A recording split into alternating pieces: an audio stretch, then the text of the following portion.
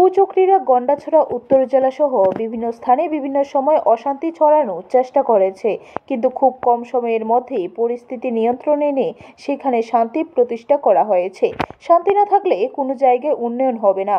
শান্তির পরিবেশ থাকার কারণে বর্তমানে রাজ্য বহিরাজ্য থেকে পর্যটকরা আসছে। বর্তমানে পর্যটনের ক্ষেত্রে সমগ্র বিশ্বের নজর কেড়েছে ত্রিপুরা রাজ্য।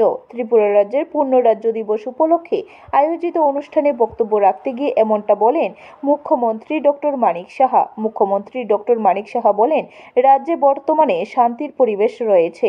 বাইরে থেকে বিনিয়োগকারীরা যেন রাজ্যে আসে তার জন্য ইন্ডাস্ট্রিয়াল ইনভেস্টমেন্ট পলিসি চালু করা হয়েছে। ত্রিপুরা রাজ্যে যারা বিনিয়োগ করতে আসছে তাদেরকে সরকার থেকে সাহায্য করা হচ্ছে।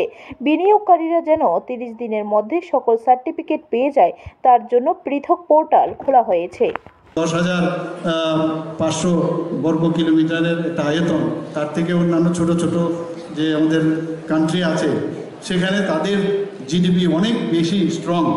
তো সেখানে মাননীয় প্রধানমন্ত্রীজি 2014-তে যখন প্রধানমন্ত্রীর দায়িত্ব নিলেন, উনি আগে আমরা দেখেছি যে আমাদের স্বর্গীয় প্রধানমন্ত্রী অটলজি বলেছেন যে নর্থ ইস্টকে আমাদের দেখে রাখতে হবে।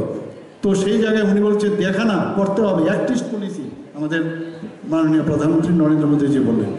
এবং এইবারে আমারও জানা ছিল না, এখানে এবার যে আমাদের 72nd এনইসির যে প্লেনারি সেশন হলো, সেখানে আমাদের মাননীয় স্বরাষ্ট্রমন্ত্রী বলছেন পুরো 8টা যে আমাদের স্টেট আছে নর্থ ইস্টার্ন জোনে, সেই 8টা নর্থ ইস্টার্ন রিজনের যে 8টা স্টেট আছে তার আয়তন উত্তরপ্রদেশের ডাবল।